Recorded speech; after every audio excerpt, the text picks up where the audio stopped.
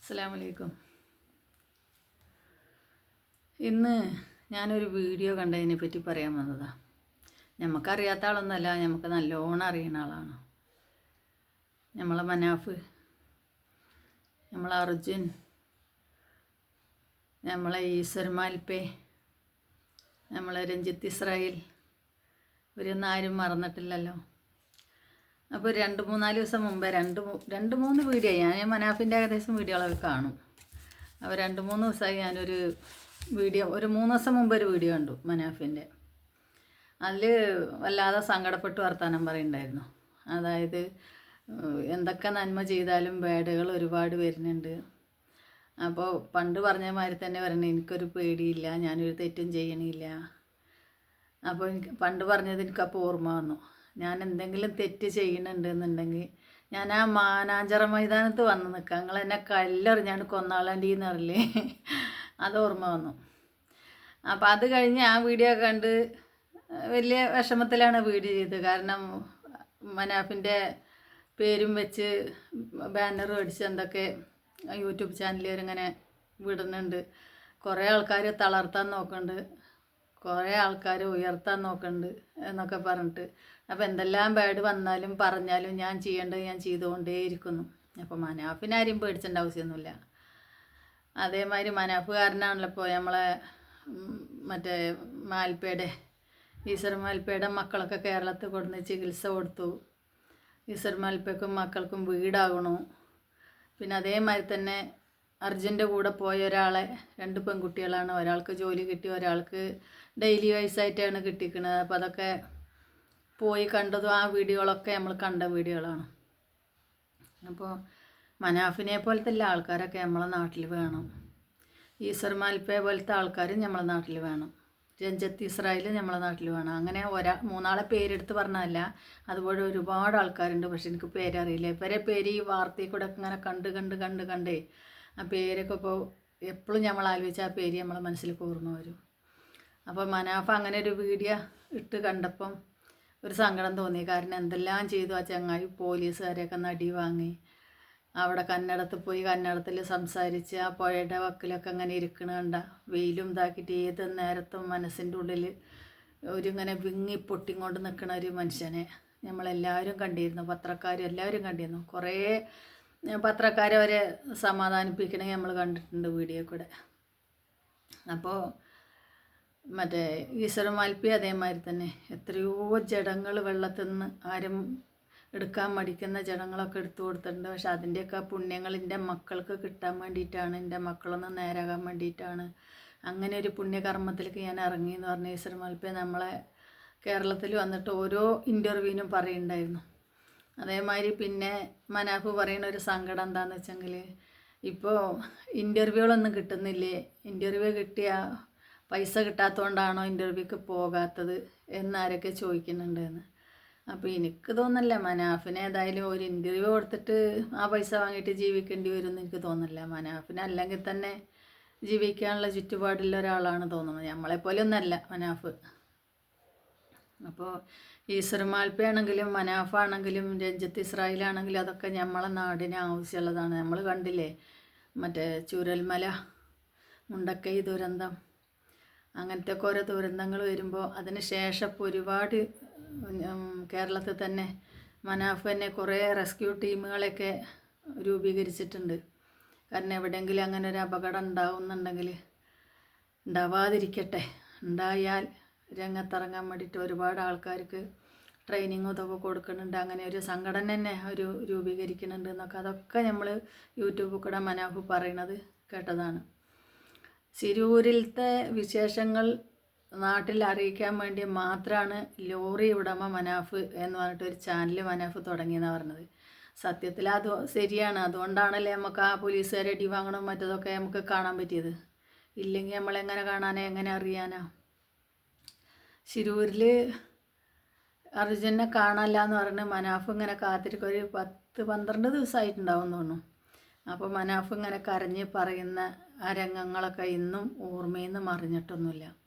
അപ്പോൾ അന്ന് ഞാനിരുന്നിട്ട് അർജുനെ പറ്റിയിട്ട് ഒരു 2 വരി പാട്ട് എഴുതി എൻ്റെ ഇതിലിട്ടിട്ടുണ്ട്, ചാനലിൽ ഇട്ടിട്ടുണ്ട്. ഞാനത് ആദ്യം അന്ന് തന്നെ ഇട്ടു. ഒരു 10-27 ദിവസമായപ്പോൾ തന്നെ ഇട്ടിട്ടുണ്ടാവും. അന്നോട്ട് 10-72 ദിവസം മനാഫ് അതിൻ്റെ പുറകെ തന്നെ ആയിരുന്നല്ലോ. അപ്പോൾ എനിക്ക് തോന്നിയ എന്താണെന്ന് വെച്ചെങ്കിൽ മനാഫിൻ്റെ അങ്ങനെ വിഷമിച്ചുകൊണ്ടുള്ള വീഡിയോ കണ്ടപ്പോൾ അത് കഴിഞ്ഞിട്ട് വേറൊരു ഇതുണ്ടായിട്ടോ. മനാഫിന് പുഴയും ഈ സ്ട്രെച്ചറും ഇതൊന്നും മറക്കണില്ല തോന്നുന്നുണ്ട്. കാരണം അത് കഴിഞ്ഞിട്ടുണ്ട് ഒരു അപകടം ഉണ്ടായ മാതിരിയുള്ളൊരു വീഡിയോ. അതിൽ കമൻറ്റ് ചോദിക്കുന്നുണ്ട് എന്ത് പറ്റി എന്താണ് സംഭവിച്ചത്, എവിടെയാണ് എന്താണെന്നൊക്കെ ചോദിക്കുന്നുണ്ട്. പക്ഷേ അത് ഒരു റീൽസ് പോലെ അങ്ങനെ എടുത്തതാന്ന് തോന്നുന്നു. അല്ലെങ്കിൽ അത്രക്കൊരു അപകടം പറ്റിയിട്ടുണ്ടെങ്കിൽ അറിയേണ്ടതാണ്. എന്താണ് സത്യാവസ്ഥ എനിക്കറിയില്ല. ആ വീഡിയോയിൽ ഇങ്ങനെ കമൻറ്റ് കണ്ടപ്പോൾ അത് വെറുതെ ആയിരിക്കും എന്ന് എനിക്കും തോന്നി. അപ്പോൾ സ്ട്രെച്ചറിൽ ഇങ്ങനെ കടത്തിയിട്ട് കെട്ടിയിട്ടൊക്കെയാണ് മനാഫിനെ കൊണ്ടുവരുന്നത്. കുറേ ആൾക്കാരുണ്ട്, ആംബുലൻസ് വരുന്നുണ്ട്, ആംബുലൻസ് കയറ്റുന്നുണ്ട്, ആംബുലൻസ് കൊണ്ടുപോകുന്നുണ്ട്. കുറേ ആൾക്കാർ അവിടെ നിന്ന് വർത്തമാനം പറയുന്നുണ്ട്. ഒരു പുഴയുടെ ഇതാണ്. അപ്പോൾ പുഴയും സ്ട്രെച്ചറും ഇതൊന്നും മനാഫിന് ഒരിക്കലും മറക്കാൻ കഴിയില്ല. അതുകൊണ്ടാണ് അങ്ങനെ ഒരു വീഡിയോ മനാഫും കൂട്ടരും കൂടി ഇട്ടിരിക്കുന്നത്. ഏതായാലും ഞാൻ അന്ന് മറ്റേ അർജുനെ പറ്റി പാടിയ മാതിരി ഇന്നൊരു 2 വരി മനാഫിനെ പറ്റിയും പാടുകയാണ്. പാടിയിട്ടുണ്ട് കുറേ ആൾക്കാർ. പക്ഷെ എന്നെപ്പോലത്തെ ഒരാൾ പാടി കണ്ടില്ലേ ഞാൻ. അപ്പോൾ എനിക്ക് തോന്നിയ 2 വരി മനാഫിനെ പറ്റി ഞാൻ പാടുകയാണ്. മനാഫേ നീ കരയല്ലേ, മനം നൊന്തിട്ടുരുകല്ലേ, ഒരുപാട് പ്രവർത്തനം ഇനിയുമുണ്ട്. നീയും തളരാതെ കുഴങ്ങാതെ ഓടിയിടണം, മുന്നോട്ടോടിയിടണം. പറയുവാൻ പലരുണ്ട്, അതിലേറെ ഗുണമുണ്ട്. ഇലാഹായ പുരാൻ നിൻ്റെ കൂടെയുണ്ട്. ബാഡ് കമൻറ്റുകൾ ഒരിക്കലും മൈൻഡാക്കല്ലേ, നീയും തളരരുതേ. എനിക്ക് തോന്നിയ ഒരു പാട്ട് പാടിയതാണ് കേട്ടോ. ശരിയാണെങ്കിലും തെറ്റാണെങ്കിലും, തെറ്റുണ്ടെങ്കിൽ ക്ഷമിക്കണേ. ഞാൻ വലിയ പാട്ടുകാരിയൊന്നുമല്ല, ഒരു ചെറിയ പാട്ട് എനിക്ക് പാടാൻ പറ്റുമ്പോൾ അങ്ങനെ പാടി. അതിനോടൊപ്പം തന്നെ ഞാൻ ഈ അർജുനെ പറ്റി ഈ 27ാമത്തെ ദിവസം വാർത്ത കണ്ടുകൊണ്ടിരിക്കണതിൻ്റെ ഇടയിൽ ഞാൻ ആ അമ്മേനെയും അച്ഛനെയൊക്കെ ഭാര്യേനെയും മകനെയൊക്കെ കാണിക്കുന്നുണ്ടായിരുന്നു. അപ്പോൾ അന്ന് ഞാൻ അർജുന് വേണ്ടിയിട്ട് ഒരു 2-3-4 വരി പാടി യൂട്യൂബിലിട്ടിട്ടുണ്ടായിരുന്നു. അതും കൂടി ഇതിനോടൊപ്പം ഞാൻ ചേർക്കുകയാണ് കേട്ടോ. അപ്പോൾ ഒരു നന്ദി പറയേണ്ടായിരിക്കാന്നറിയോ, മനാഫിനും ഈശ്വർ മാൽപ്പയ്ക്കും രഞ്ജിത്ത് ഇസ്രായേലിനും അവരെ കൂടെ നിന്നവർക്കൊക്കെ നമ്മൾ നന്ദി പറയണം.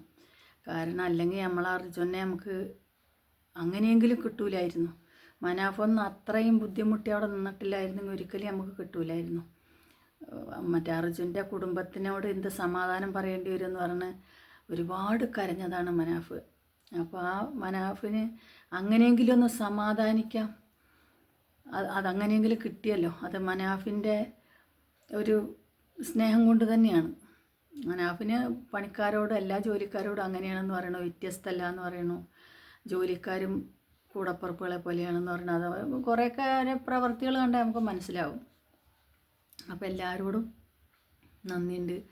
മനാഫിനെയും മറ്റേ ഈശ്വർ മാൽപ്പയും ഇവരൊന്നും മറക്കാൻ കഴിയൂല. ഇപ്പോൾ ഒന്നും അധികം ഓലെ വീഡിയോ കാണുന്നില്ല. അപ്പോൾ എനിക്കങ്ങനെ തോന്നി. മറ്റതെല്ലാവരും എടുത്ത് മനാഫിനെ പറ്റി വീഡിയോ ചെയ്തിരുന്നു. ഇപ്പോൾ ആരും വീഡിയോയിലും അങ്ങനെ കാണുന്നില്ല. അപ്പോൾ എനിക്ക് തോന്നി ഇങ്ങനെയൊന്ന് ചെയ്താൽ എന്താണെന്ന് വിചാരിച്ച് ഞാൻ ചെയ്തതാണ്. ഇതിനോടൊപ്പം തന്നെ ഞാൻ അർജുന് വേണ്ടി അന്ന് പാടിയ പാട്ട്, അന്ന് അർജുനെ നമുക്ക് ഇങ്ങനെയാണോ അങ്ങനെയാണോ എന്ന് അന്ന് അറിയില്ല, ജീവനോടെ ഉണ്ടോ ഇല്ലേ ഒന്നും അറിയാത്തൊരു സമയത്ത് ഞാൻ പാടിയാണ്. അതും കൂടി ഒന്ന് പാടാം കേട്ടോ. കണ്ണീരുണങ്ങാതെ പൊന്നമ്മയും കാണാൻ കൊതിയോടെ ഭാര്യയും മോനും, അല്ലാ തുണയ്ക്കേണം ഞങ്ങളെ നീയും, ദിവസങ്ങളായി റബ്ബേ തുണച്ചിടണേ. പറയാൻ ആരുമില്ല നീയല്ലാതെ, അർജുന് വീട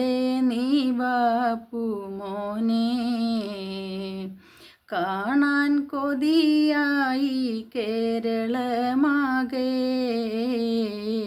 നിനക്കായി കാത്തിരിപ്പു ഞങ്ങളെല്ലാരും കണ്ണീരുണങ്ങാതെ പൊന്നമ്മയും കാണാൻ കൊതിയോടെ ഭാര്യയും മോനും. അസ്സലാമു അലൈക്കും. ഇതിലെന്തെങ്കിലും തെറ്റുണ്ടെങ്കിൽ ക്ഷമിക്കണേ.